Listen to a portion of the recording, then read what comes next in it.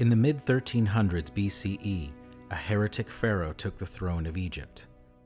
Akhenaten broke from all tradition, decided to abandon the ancient Egyptian pantheon, and declared the Aten sun disk as the ultimate deity.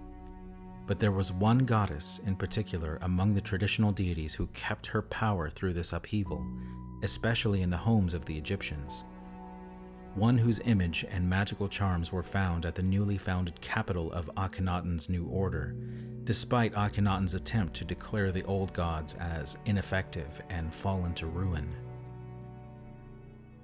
Taweret was the hippopotamus goddess of protection, childbirth, and fertility.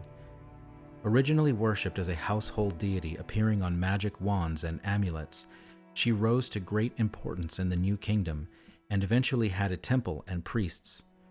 For thousands of years, she remained very important to the daily household lives of the Egyptians.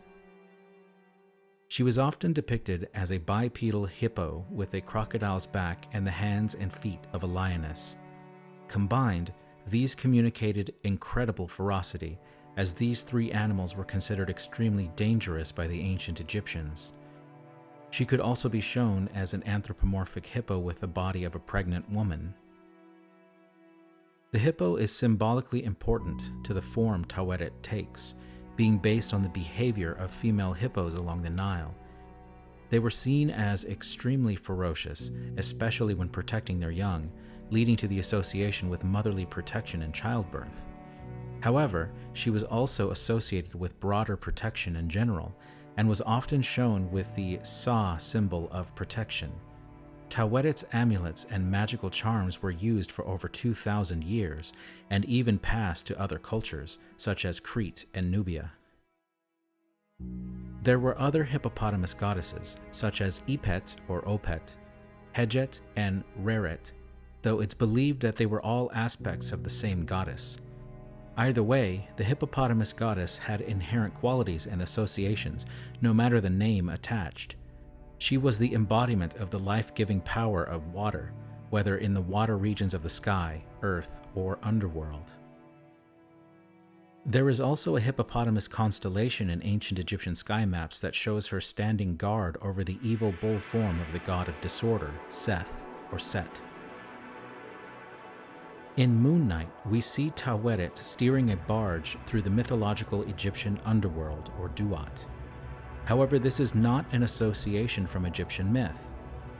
The only connection between Taweret and the Duat comes from a much later Ptolemaic and Roman period book, from the period of 332 BCE to about 359 CE, called the Book of the Fayum, which was a kind of local version of the myth that slightly differed from the main version. In it, the sun god Ra pilots his barge across the sky, lighting the earth just as he does in the standard version of the story. But when he dips below the horizon and goes into the underworld at night, he does so at the lake of the Fayum region. Here, Taweret is protecting Ra during his passage, in his Ra Sobek form, Sobek being the crocodile god. But she does not necessarily steer the barge or have anything to do with souls passing through, or with the weighing of the heart ceremony as we see in the show. During the night as Ra passed through the Duat, he is said in other texts to receive aid from other gods against the nightly attacks of the chaos serpent Apep, or Apophis. So it seems that Taweret was serving that function in the Book of the Fayum. Normally, the weighing of the heart ceremony is presided over by Anubis, with Thoth and sometimes the baboon form of Khonshu attending. Of course, Ammit was also present, ready to devour the heart. Interestingly, Ammit is also a combination creature like Taweret, even being made of the same creatures, except Ammit has the head of a crocodile, the hind legs of a hippopotamus, and the forelegs of a lion. It seems strange to put Taweret here in the Duat, since she is not traditionally depicted as part of the weighing of the heart or as having a direct part in the passage of Ra's sun barge.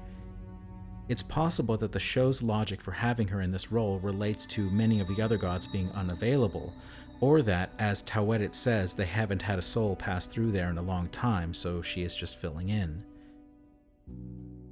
An immensely popular deity for over 2,000 years, Taweret was depicted on magical wands, knives, amulets, and all kinds of household items, as well as having her own temple and priests.